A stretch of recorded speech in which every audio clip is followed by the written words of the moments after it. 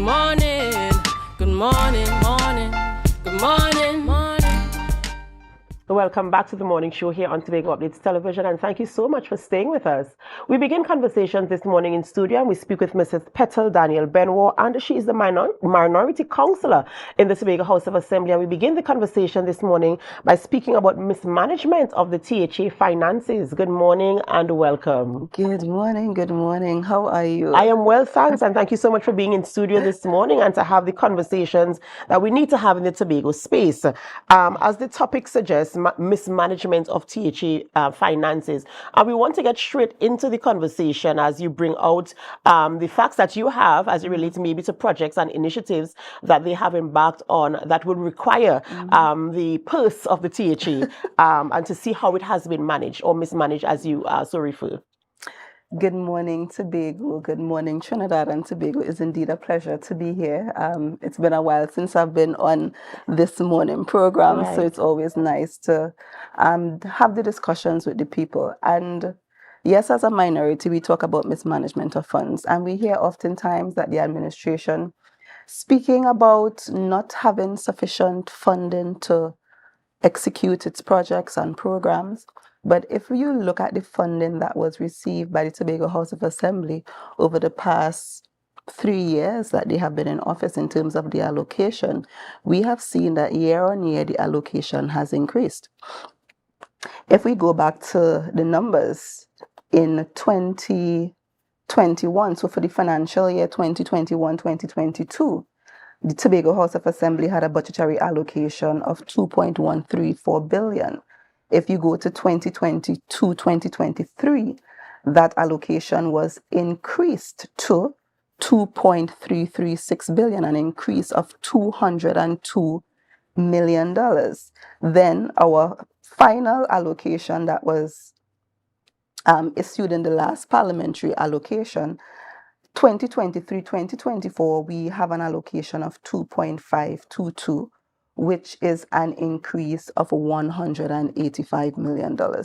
And our issue is, one, you have not properly accounted to the people for how you would have expended the public purse, your taxpayer, my taxpayer, all our taxpayers' dollars. And we are seeing on the island where the cost of projects have ballooned. If we take, for example, the Friendship project, the Friendship Road, we have seen that that Friendship Connector Road was a project under the airport expansion that would have been paid for by the central government. However, for reasons unknown to us, the THA, utilizing its scarce resources, would have engaged in that project. If you have another entity, which is the central government in this instance, willing to pay for a project in excess of millions of dollars, which would have been a dual carriageway road, why would you want to utilize your resources if you have somebody else pledging and another entity, which is the central government, trying to fund those expenses? If you also look at, and one of the projects for me that has significantly increased is the whole idea of the rent and lease program. So this is one particular line item under the estimates and the allocation for the Tobago House of Assembly. And we would have seen year on year where this allocation would have ballooned. And I want to come not just, saying that the figures would have increased, but provide the information where the figures would have increased. For this project in particular, we are seeing that the Division of Infrastructure would have expensed over 89% of that expenditure. If we look from 2021, this allocation, or the expenditure rather, was 13.1 million. When we go to 2022, it increased to 18.8 million. Then in 2023, it skyrocketed to 39.4 million. What is accounting for the increases in expenditure in the Tobago House of Assembly? I know each administration, we always talk about we don't get enough money from central government, and then you talk about expenses that have been incurred by the previous administration that you have to pay off those bills before you even start projects. You have to round off projects that were implemented before you can embark on the projects that you have now. You have outstanding bills, and so we're talking now about projects that you are saying that have ballooned. The cost of the projects have ballooned, but are we considering the recurring debts that has been there before the administration came in, those debts that they have to pay off with the same allocation that is coming in from central government, albeit that there is an increase, yes, however, that there is escalating debts, or there are debts that were outstanding that they inherited when they came into office? You would hear every administration saying the same thing. So is it that some of the allocation has to be put towards the outstanding debt before you can embark on projects or continuing projects or paying off debts for current projects? Because that is what the conversation seems to be around most times. You do have, I know that you have outstanding. So when they come in, even if you say there's an increase of 200 and something million, what if you have a debt of 300 and something million? So the increase really is to pay off an old debt. In my own, humble opinion and assessment, sitting from the side where I sit to get the information in terms of how is the money expended. So can we say that the cost has ballooned, or are we saying that there's outstanding debt that has to be paid? How really do you have the facts to say, well, this money was the cost of the project really ballooned, or was the money that was the increase in the money, was it spent towards outstanding debt? Did it really go to the project? And why did the project balloon in that way? Why did the cost escalate in such a way? Do you have the information as it relates to that? Or how are we determining that the finances were mismanaged? So we actually have some information, and in other instances, we don't have the information. And yes, you are right. And that is where we speak to accountability. We're not providing the adequate information to the public so that we as a public could make informed decisions. As I was indicating, you are right that from year to year, we see, and governments to governments, THA administration to THA administration, you would see debts incurred. In 2001, when the PNM came into office, they would have incurred debt from the past NAR administration. And of course, through conversation, through dialogue, we would have lobbied for additional funding to pay off the debt. And over time, those debts were paid. Even in the same administration from financial year to financial year, you would see debts going over from one financial period to another financial period. In this instance, we would have also seen, and the Chief Secretary would have made it his duty to advise the population what was the outstanding debt, what that was owed from the previous administration. We would have also seen where there were conversations, and in the midterm review, I think it was 2022, the Minister of Finance would have allocated an additional $100 million to settle some of the outstanding debts. So there will be debts incurring from year to year, administration to administration, but you also have to manage them while doing the necessary things to ensure that the assembly continues. I have some information here that when we look at the previous administration and this current administration in relation to costs, the Chief Secretary would have institute an audit into 3 areas of the assembly because they found that there were concerns in terms of cost and expenditure. One of them was the road resurfacing program. And in the House, the Chief Secretary would have brought some information in relation to a preliminary audit. If you look at some of the costs that was quoted by the Chief Secretary as being exorbitant, when we look at the cost now being charged or paid out by this administration, in some instances it is twice, it is 3 times the amount. So we have a cost of hot mix. Under the past administration, the Chief Secretary indicated that it was corrupt to pay the sum of $1,400. Under this administration, they are paying some $2,700.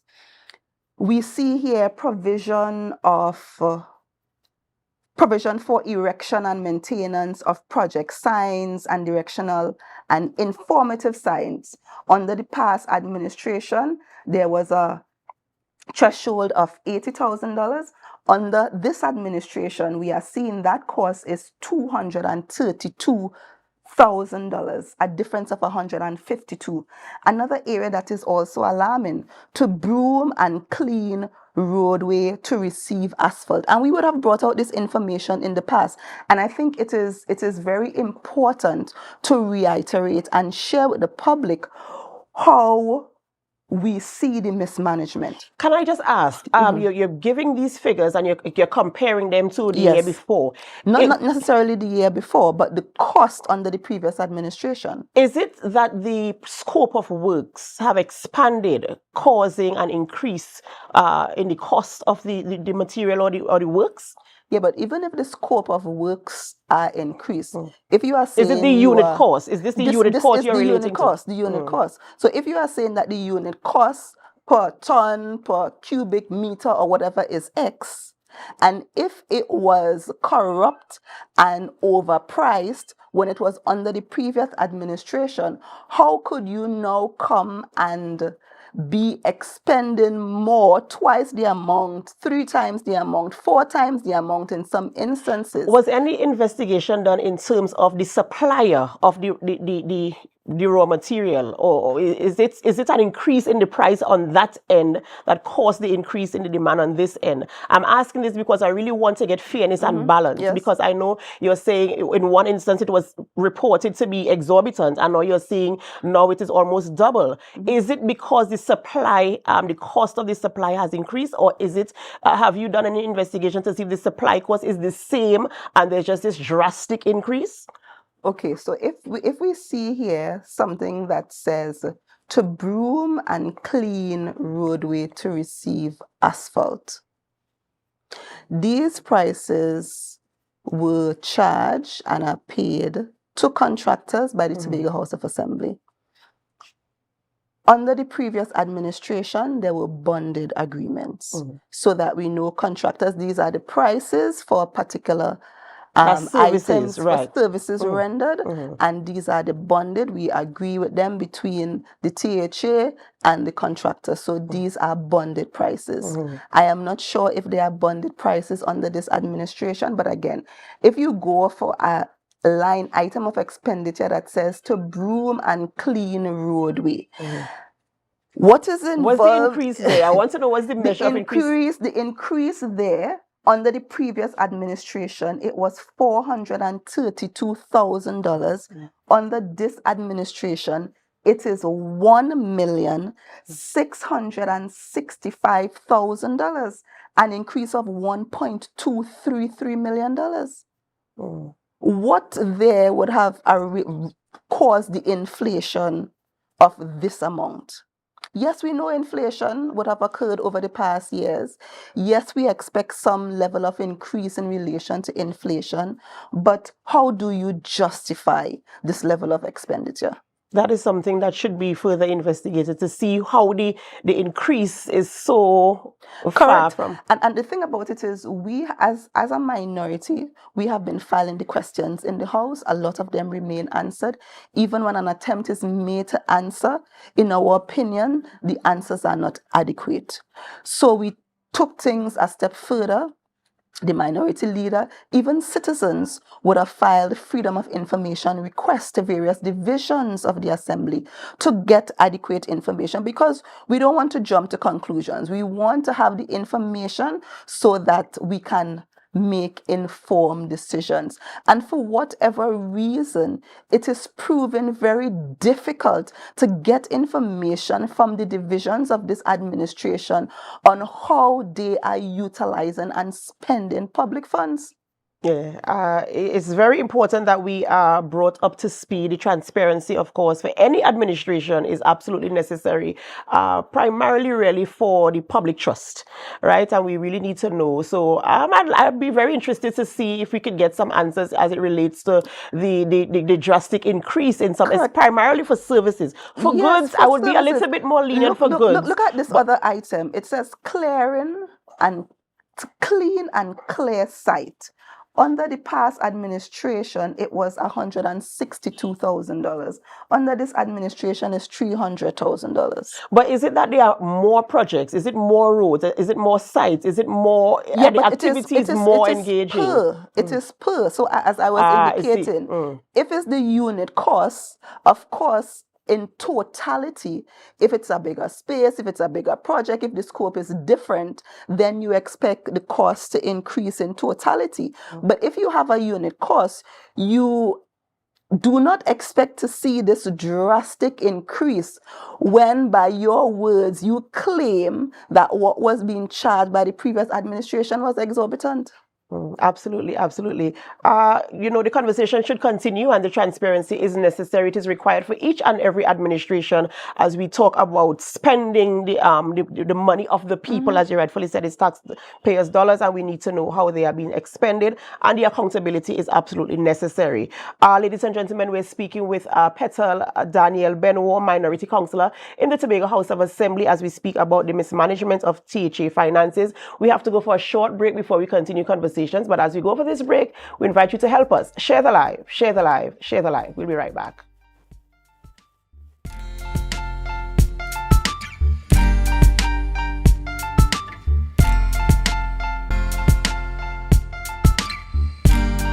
Put a smile on your face when you're moving from place to place. Good morning. Welcome back to the morning show here on Tobago Updates Television. We continue conversations this morning with Mrs. Petal Daniel-Benoit, Minority Councillor in the Tobago House of Assembly. And we switch gears a little bit this morning. We start the conversation now on the crisis of Tobago's economy, a very, very important conversation, as it were, here in the Tobago space. So let's dive straight into the conversation. I know there's a lot of talk in the public space as it relates to the state of the economy, especially coming out of COVID. The entire world face that tragedy, and we've had to all rebuild capital capacity in all different spaces. And we're talking now about the state of the economy here on the island of Tobago and what we were able to do to rebuild, if at all, and the challenges we now face. And we're talking about well, of course, we have a new administration in the THA who is responsible. Their primary responsibility really is to assist with building up the economy. So where are we right now? The topic is labeled the crisis of Tobago's economy. So in your opinion, in your view, and I suppose with your facts, where do we stand right now in terms of rebuilding our economy and positioning us in a good place so that we can all benefit here as people residing on the island of Tobago? Well, undoubtedly. If you look around, you speak to people, you talk to individuals, businesses, our Tobago economy is in crisis. Under the past administration, and yes, you spoke to coming out of COVID, what the PNM administration would have done, COVID, we recognized there was a shutdown, nothing happened, services had to be stopped, businesses had to be closed temporarily, of course, all in an effort to protect lives. Coming out of COVID, the previous PNM administration was able to rebound the economy.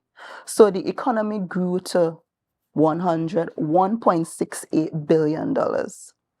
We see coming into this administration, so the PNM handed this current administration an economy of $1.68 billion. In the recent budget, we heard the Chief Secretary, former Secretary of Finance, indicating that the GDP is now $1.66 billion. If you move from a GDP of $1.68 billion to a GDP of $1.66 billion, it means that there's a reduction or a decline. And we feel it, we see it. You talk to people almost every day. Somebody is coming to you seeking services, seeking help, seeking social assistance. You talk to businesses. We are seeing that some businesses would have had to close their doors, some on the brink of foreclosure, some not able to meet their financial obligations. Some businesses are not able to maintain their workforce because of the level of activity that is on the island. So they've had to send home workers. You hear the stories. Every time you talk to somebody, you hear the stories. You go to the villages, you hear from the shopkeepers, you hear from the community shops. Business is not as booming as it was. The activity is not as it was in the past. What are some of the challenges? I always like to ask this question, right? We're talking about businesses not booming. Is it that the consumer is not consuming? What is causing the businesses to be flat, as it were, and not engaging and bringing that level of income that it usually brings? And I ask this question because we know that the chief secretary, when he came in, he said the THA really, the primary workforce on the island of Tobago is the THA. What I have noticed, or what the administration is trying to do, is empower persons to become business owners. In the Tobago space, it is a challenge to be a profitable business owner on the island of Tobago. You might be able to have a business that might sustain your home, but in terms of having a business that is so large and has a name, it really is difficult. What are some of the causes that will hinder your business from growing in that type of way? And I'm talking about in the Tobago instance, the space that we are. Is it the culture? Is it that the product isn't good? Is it what is the reason that you can see from where you are doing your research and bringing the facts that is causing businesses to not thrive on the island of Tobago? Because they are businesses. Persons have opened businesses. The THA has supported persons in opening businesses. They've had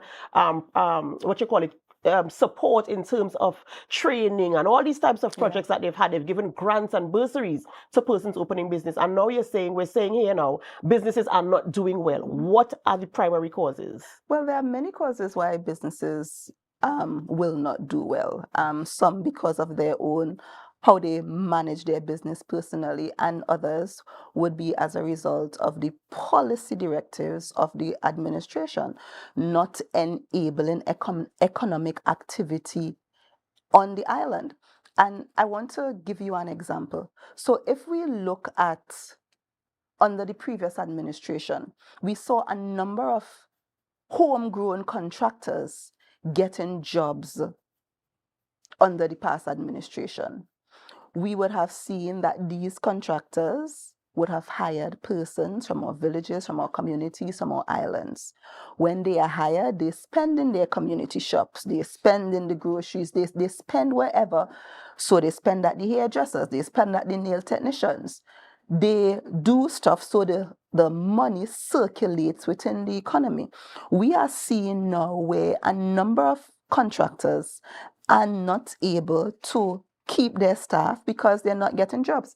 And if we look at the information from the COSO, so while we see that the THA workforce has increased, we are seeing where the private sector workforce has reduced.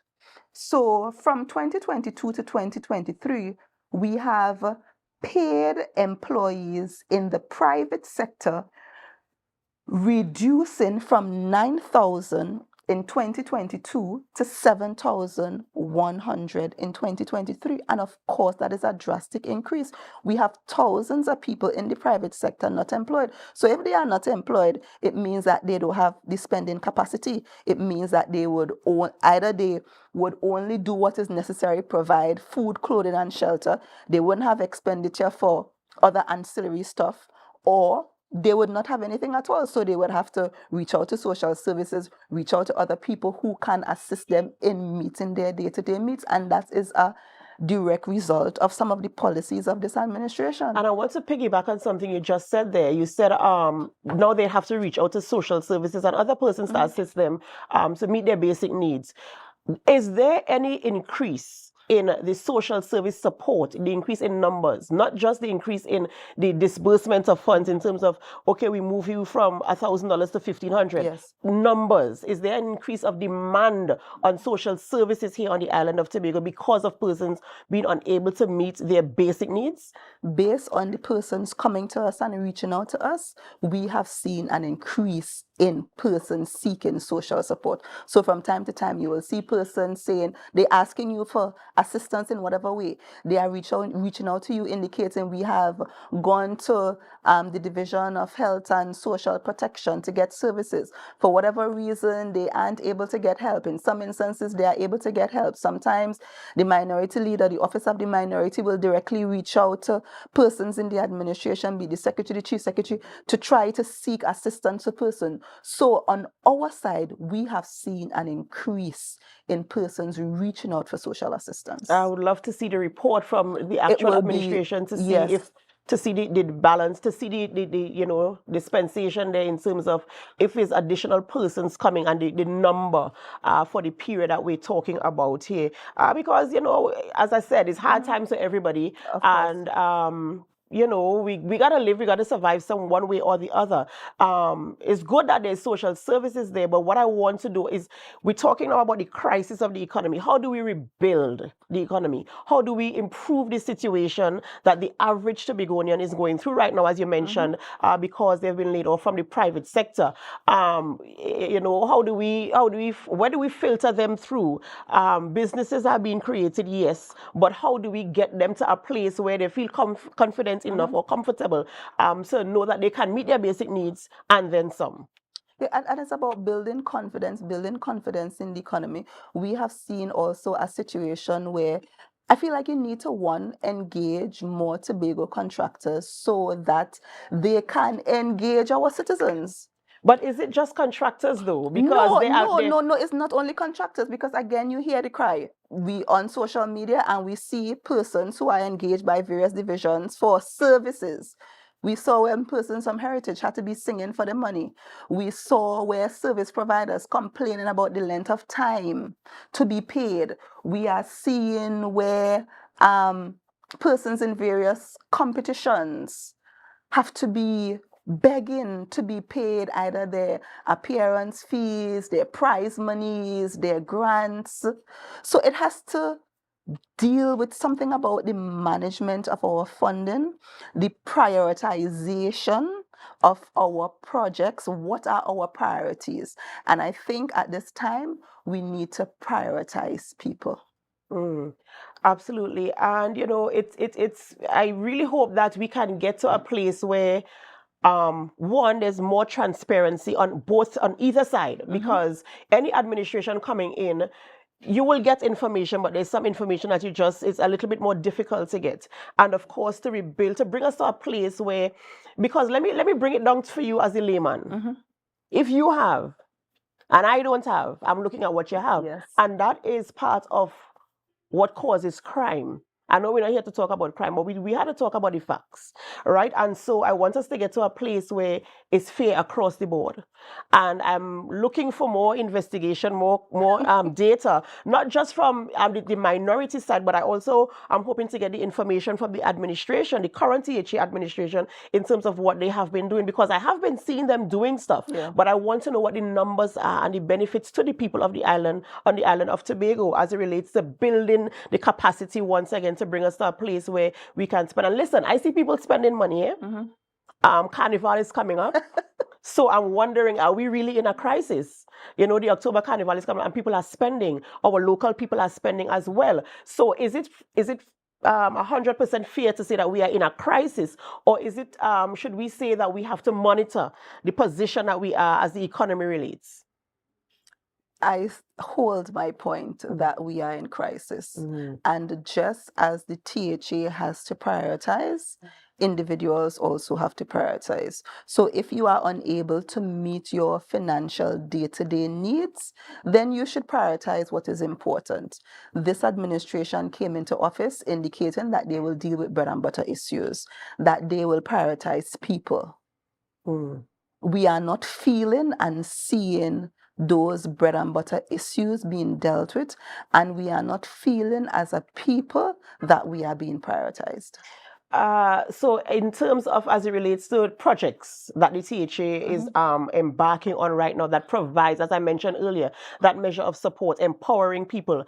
Just in the past couple of months, you've seen so many different, especially during the summer vacation, one where they employ students who are on vacation, where they provide that measure of projects, where they embark on engaging young persons, where they provide the BDU, for instance, they provide grants, and not just give them the grants, but they also do the training in terms of empowering them and the follow-up. Even THA, they're doing also the farmers and stuff like that. They're giving them that measure of support. Is it that is not enough? What is it that you want to see that would, give you that measure of confidence to say, well, okay, the THA is now heading in the right direction to bring back the economy in a place that is satisfactory, that will help all of us here on the island of Tobago. And I want to put the politics aside, right? Because we're talking now about bread and butter, as you said. And I want you to identify things that you see as you are seeing that the THA is making strides in doing something. However, maybe they can improve on something else. Where do you stand where that is concerned? I am saying create or foster economic activity on the island. So I was speaking I was speaking to a gentleman who is in the music industry, and this was about a week ago. And he indicated that in the past, he would get a number of businesses that will help to sustain him and sustain his livelihood.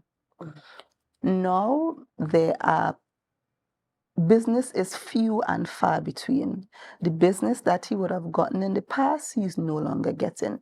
He even went further to say that persons who would have come to him to do business are now reluctant because, one, they would have engaged in service with the administration, and for how many months they have not been paid.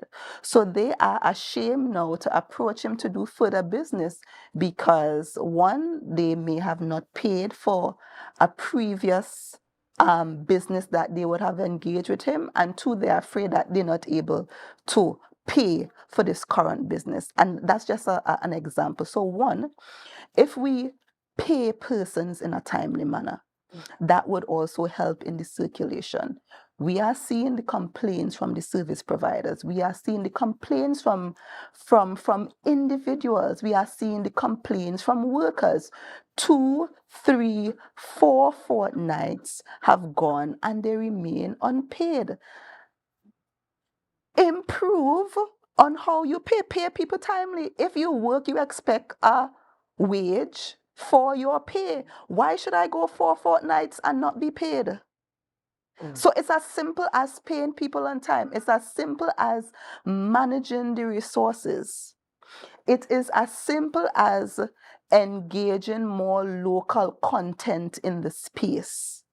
We are seeing and we are hearing, and there's no problem with engaging contractors not from Tobago. But when you see other contractors are being engaged, the funds not circulating in the space because the money is basically going elsewhere, as was stated when they were on the other side, you feel the effect of the money coming out of the space. Absolutely, absolutely. We're going to continue this conversation. We have to go for a short break before we continue. We're going to stay speaking with Minority Councillor of the THA, Mrs. Petal Daniel-Benoit, as we speak about things related to us here on the island of Tobago. As we go for a break, we invite you to help us. Share the live, share the live, share the live. We'll be right back.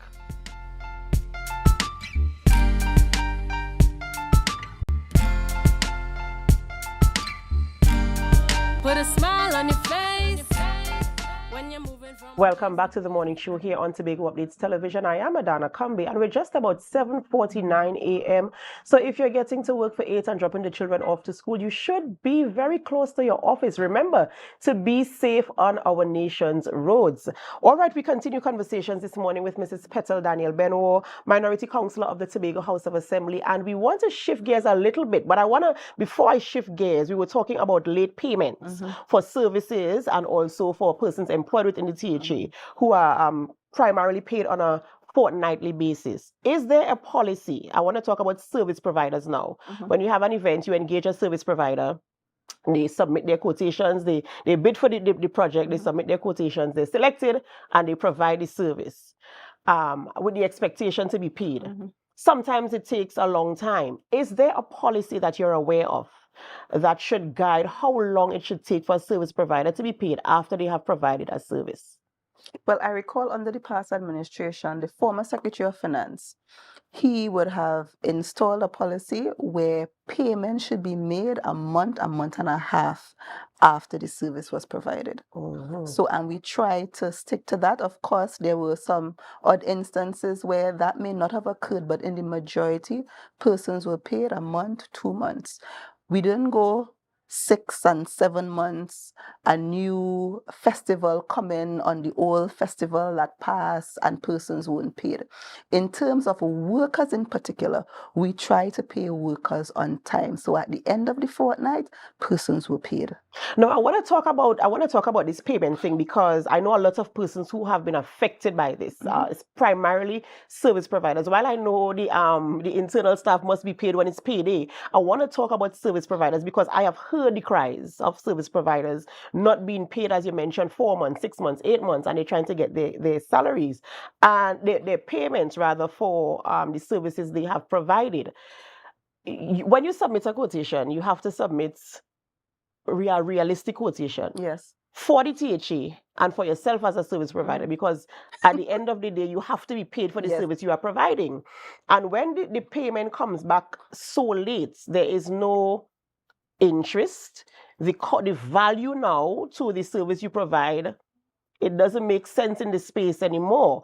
And so now you're wondering, what do I do as it relates to, I really didn't make $1 here, you know, and you're in business to profit. Yes. And that is what we're talking about, rebuilding the economy. You really are here to make a profit. But I also do understand from the THA perspective that they too have policies in terms of we have to keep it at a minimal, and we have to, you know, ensure that we don't overpay for a service that is provided. But the service provider is there waiting. When am I getting my money? When am I getting my money? And then now, you are disenchanted as a service provider. You don't want to come. There are certain divisions when they call you, just tell them no because they know what to expect. Is it how do you manage? Because I know sometimes when the invoices come in, it might be around pay time and your salary clerks or whoever, I don't know what the structure is in there, they might be working on salaries, which is priority. And I understand that it's priority over doing invoices for service providers.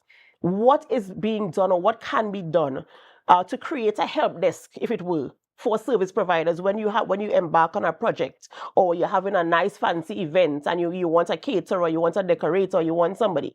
How do you provide support for that person to rebuild the confidence, to rebuild the trust, for them not to see an email coming in and saying, oh, can you provide a quote? And they say, I don't even have time with that. How do you create or bring back that level of trust for that person? So, Adanna, it comes back to management. So the cycle starts. You have your estimate. So the THA has its estimates. It sends it down. It's approved in the House. It goes to the Cabinet. The Cabinet now has its budgets read. They have their appropriation, and each line item has the appropriation by head, subhead line item. What the Tobago House of Assembly has authority over that ministries do not have without going back to Parliament is to reallocate the resources that come to the Tobago House of Assembly. So the Tobago House of Assembly receives $2.5 billion. They can identify what their priorities are and reallocate the funding based on its priorities. So if under one division, you know, and I'm taking, for example, the division of tourism, you know, you have Carnival, you know, you have Heritage, you know, you have Blue Food, you have all the festivals. So you budget for the festivals with the resources that you have available. Each quarter, you are required, based on your estimates, to supply request for release from the division. So based on the activities that you have, based on the resources that you have available to you, you request your releases. So if you know as a division, you only have $10 and you have to split it up among several activities, you would budget to so do. So if you could only spend $1 on an activity, then you maintain the budget within that $10. So each activity, this is how it was done in the past, each festival had its budget. You submit the budget to Executive Council approves the budget, the Secretary of Finance sources the funding. So you know that your budget for this festival is $10. When you are issuing a call for quote or a call for service providers, every service provider ought to come in within your budget. If that is not the case, then it means at the end of the festival, you have to be looking for money to pay the service providers you are unable to pay. And that's why I say it has to do with how you manage your financial resources. So if you manage your financial resources adequately, you know what you have in hand, you know what you have to spend, and at the end of the day, where the expenditure is incurred, yes, when it comes to salary preparation, that takes priority, but at the end of the day, there are funds allocated to pay your service providers. A lot of times when we hear the complaints, and it goes back to the secretary, we hear the secretary saying they have to go back to the Division of Finance, and they're waiting on Division of Finance for funding. But to me, that is the cart before the horse. Mm. Yeah, every event usually has a budget, and it is wise to stay within the budget, of course, to ensure that you don't overspend. But you're talking now about being able to reallocate funds, as in move funds around. You know, I have a little knowledge in the accounting thing for working in the THA many moons ago, and I know that something they call virements or something like that, where they could move stuff around. So even in the event, if you overspend, let's say an incident, you have an event that costs as the $10, as you say, your budget is $10, but there are incidents that might occur that might bring it up to $12, but you only allocate the $10 for it. You could find the $2 somewhere, can't you? Well, you should be able to find it when you look at the bigger picture. But to me, I am encouraging prudence, because if you overexpend in every area, after a while it will become difficult to find the resources to put to the expenditure. Is that the situation we are in now? Based on some of the comments you are hearing from some of the secretaries, and particularly when you hear the comments, people are crying out for pay, you hear the Secretary of Tourism indicating they have to go to the division to seek more funding, it appears that there is some lack of management somewhere with the funding. So these are conversations that have to be had in terms of how do we manage. Is there I use this term already. Is there a policy guideline in terms of how do you manage finances to ensure that your bills are paid?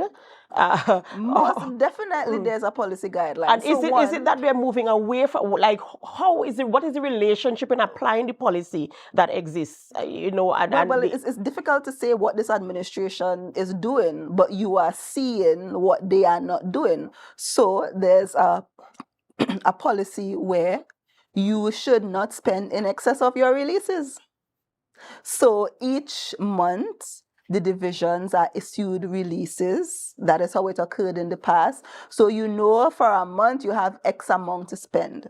Yes, you have a parliamentary allocation, but again, the THA has the priority to reallocate based on its priorities. So you could have a total recurrent expenditure of 2.1 million. Past successive administration would have suppressed the recurrent because, of course, the development program budget is always less than you would like. So they will suppress the recurrent expenditure to transfer to do more development programs on the island. And it is something that the administration can do. Similarly, yes, you have the allocation. Divisions have an allocation of X amount. However, they will not be released that total allocation in one tranche. Each month, they will have releases. So one of the policies are you should not spend in excess of your release. Absolutely, absolutely. You know, I want to ask this question. While I know the current administration is responsible for managing and governing the things that happen here on the island of Tobago, which include the purse, is there an opportunity or an opportunity, I'll call it an opportunity for discourse between the administration and the minority to have conversations of this nature outside of sitting in the house and going back and forth? Is there any collaborative efforts when you have challenges? For instance, the situation of crime. The situation of crime is not a PNM thing, it's not a TPP thing, it's not a UNT thing, it's a Trinidad and Tobago thing, and we're all affected and impacted by the things that happen there. Is there a situation where there's a collaboration for challenges that might occur, things that you might identify as a minority, that you can have a conversation, not just with this administration, but I'm talking about in the past and for future? Is there an opportunity to sit and say, listen, this is a serious challenge, it's affecting all of us on the island of Tobago, here's what we're going to do, and have that conversation and then implement policy? Most definitely, Adanna. And if you look at the history of this minority in particular, when we came into power, COVID was still at its peak, so to speak. The minority would have reached out to the administration because COVID was something that affected all of us, and we wanted to be a part of the discussion. So we were included in the discussion. Similarly, in relation to crime, crime is something that affects all of us. Crime is not something that ought to be overly politicized. And as a result, this minority would have reached out to the Chief Secretary on several occasions to engage in discussions in relation to crime. The Chief Secretary has invited us to participate in some of those meetings, the meetings with the head of the security services in Tobago, and we contributed to that discussion. Even subsequent to the discussion, there was a joint press conference between the minority and the Tobago House of Assembly. So we see our role as responsible, and we take our role seriously. Absolutely, absolutely, as you should. Ladies and gentlemen, we're so happy that you stayed with us right throughout till now. We've been speaking with Petal Daniel-Benoit, Minority Councillor of the Tobago House of Assembly, as we speak about very important things as it relates to us here on the island of Tobago. We spoke about the mismanagement of THA finances, as well as the crisis of the economy. We touched a little bit on crime and, you know, everything really that relates to us living, surviving and thriving here on the island of Tobago. And I do hope the conversation continues with the THA administration and the minority, that they can continue to collaborate to implement policies, of course, that will be a benefit to all of us here in the Tobago space. Thank you so much for staying with us even till the end. This is where we have to end the morning show on Tobago Updates Television, but it's not where we end our programming. We head on over to GMT, and as we go, we invite you to help us share the live, share the live, share the live.